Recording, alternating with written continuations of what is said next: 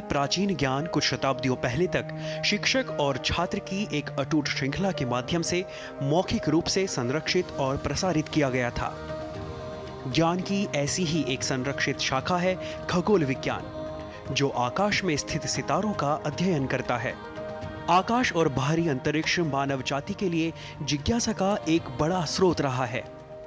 खगोल विज्ञान अंतरिक्ष में ग्रहों और तारों जैसे खगोलीय पिंडों का अध्ययन करता है और गहन गणितीय गणनाओं के साथ उनकी गति का वर्णन करता है। ये एक निश्चित अवधि में गणितीय सूत्रों का उपयोग करके सितारों की विभिन्न प्रकार की गति का वर्णन करता है। बात करें यदि वेदांग ज्योतिष पर आधारित कैलेंडर प्रणाली की, तो ये सातवाहन शासकों के लंबे समय तक उपयोग में रही है। इस अवधि के दौरान नई खगोलीय परंपरा विकसित हुई, जिसे सिद्धांत का नाम दिया गया।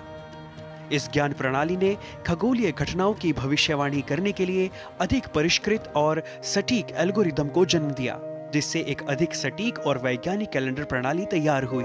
भारतीय कैलेंडर में मुख्य रूप से दो प्रणालियां अपनाई जाती हैं, चंद्र सौर प्रणाली और केवल सौर प्रणाली।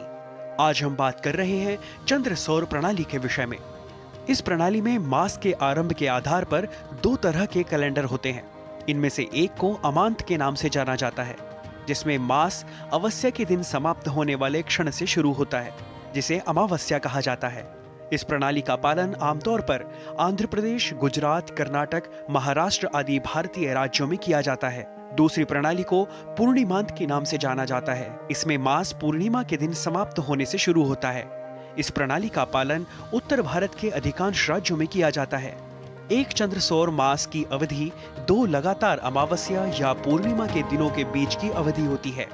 चंद्र सौर कैलेंडर में 12 मास होते हैं: चैत्र, वैशाख, ज्येष्ठ, आषाढ़, श्रावण, भाद्रपद, आश्विन, कार्तिक, मार्गशीर्ष, पौष, माघ और फाल्गुन। प्रत्येक चंद्रवर्ष को संवत्सर कहा जाता है। भारतीय चंद्र सौर कैलेंडर प्रणाली में 60 संवत्सरों का एक चक्र होता है।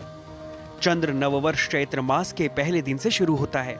ये 60 संवत्सर हैं: प्रभव, विभव, शुक्ल, प्रमोद, प्रजापति, अंगिरस, श्रीमुख, भाव, युव, धाता, ईश्वर, बहुधान्य, प्रमाथि, विक्रम, वृषप्रजा, चित्रभानु, स्वभानु, तारण, पार्थिव, व्यय, सर्वजित, सर्वधारी, विरोधी, विकृत, खर, नंदन, विजय, जय, मनमथ, दुर्मुख, हेमलंबी, विलंबी, विकारी, शार्वरी, प्लव, शुभकृत, शोभन, क्रोधी, विश्वावसु, पराभव, प्लवंगव, कीलक, सौम्य, साधारण, विरोधकृत, परिधावी, प्रमादी, आनंद, राक्षस, अनल, पिंगल, कालयुक्त, सिद्धार्थी, रौद्र, दुर्मति, दुंदुभि, रुधिरोद्गारी, रक्ताक्षी, क्रोधन और अक्षय।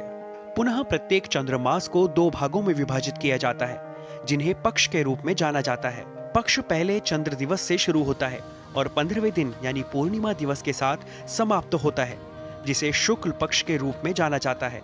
दूसरे भाग को कृष्ण पक्ष के रूप में जाना जाता है। प्राचीन भारत की अक्षुण्ण ज्ञानधारा में भारतीय खगोलीय और गणितीय ग्रंथों को अत्यंत स्पष्टता के साथ समझने के लिए सबसे पहले इन मुख्य खगोलीय विषयों को जानना आवश्यक है। भारतीय काल गणना में संवत्सर, मास आदि का विशेष स्थान है और भारतीय समाज में, सनातन संस्कृति में इसी के द्वारा सभी शुभ कार्य, नित्य कर्म, अनुष्ठान आदि संपन्न किए जाते हैं। Nitish Bharadwaj, DD news.